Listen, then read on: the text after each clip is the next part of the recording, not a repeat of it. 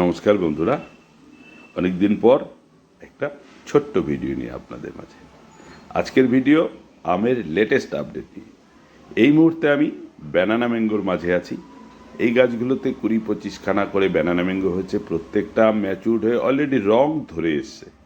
তাতে বোঝা যাচ্ছে আমগুলো পাকার সময় হয়ে এসছে। আর কিছুদিন পরেই আমরা এগুলোকে পেরে খেতে পারবো। হারভেস্ট করার টাইম চলে এসছে। তাছাড়া আমি যে আমগুলো দেখাচ্ছি, কিউজাই, Miyazaki, king of Chakapat, red ivory, প্রত্যেকটা আম আমার ভিডিওতে লেটেস্ট আপডেট। আমগুলো কী ধরনের হয়েছে বা আমগুলো রং কী এসছে সেটা দেখানোর জন্যই ছোট্ট ভিডিও। বন্ধুরা, আপনাদের বাগানেও নিশ্চয়ই এই ধরনের আম যারা 2-3 বছর আগে থেকে গাছ সংগ্রহ করেছে নিশ্চয়ই এসছে। তো এবার প্রচুর প্রতিকূল পরিস্থিতির মধ্যেও এই গাছগুলোতে 2-4টে করে আম রাখা গেছে, কারণ প্রচুর গরম ছিল। যদিও বর্ষা আমাদের বাগানে এই মুহূর্তে ঢুকে গেছে, খুব মজা লাগছে। কারণ বর্ষার জলে এই প্রথম বৃষ্টিতে গাছগুলো যেন একদম ঝাড়া দিয়ে উঠেছে। দুদিন থেকে খুব ভালো লাগছে এই বৃষ্টি আসাতে। যাই হোক, আমের একটা লেটেস্ট আপডেট দেওয়ার জন্যই আমি এই ছোট্ট ভিডিওটা আপনাদের মাঝে নিয়ে হাজির হয়েছি। এটা নামডকমাইয়ের আমটার শেপটা দেখুন, খুব সুন্দর।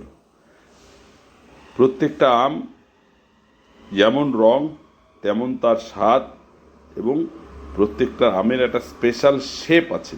আমগুলো দেখলে, এই শেপগুলো দেখলেই বোঝা যায় কোনটা কী ধরনের আম। তো এই মজাদার আমগুলো আমাদের দেশীয় আমের সঙ্গে কম্পিটিশন আমি করাবো না, কারণ প্রত্যেকটা আমের একটা নিজস্ব গুণাবলী আছে। আরেকটা জিনিস, যে আমাদের যে দেশীয় আম দুর্দান্ত।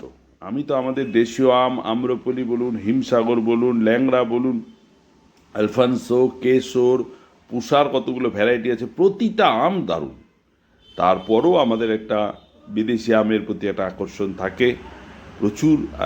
আগে তো এগুলো পাওয়া যেত না, এখন খুব সহজে পাওয়া যায় বলে এগুলোও আমরা সংগ্রহ করি এবং কম্পেয়ার করি যে আমাদের আমের সঙ্গে। প্রত্যেকটা আমে নিজস্ব একটা গুণাবলী আছে। এইটা একটা বাংলাদেশের বাড়িফোর আম। দেখুন, আমটা একটা শেপটাও অদ্ভুত ধরনের, আর এটা কাঁচাতেও মিষ্টি। তো বন্ধুরা, আজ এই পর্যন্তই। আবার দেখা হবে লেটেস্ট আপডেট নিয়ে পরবর্তী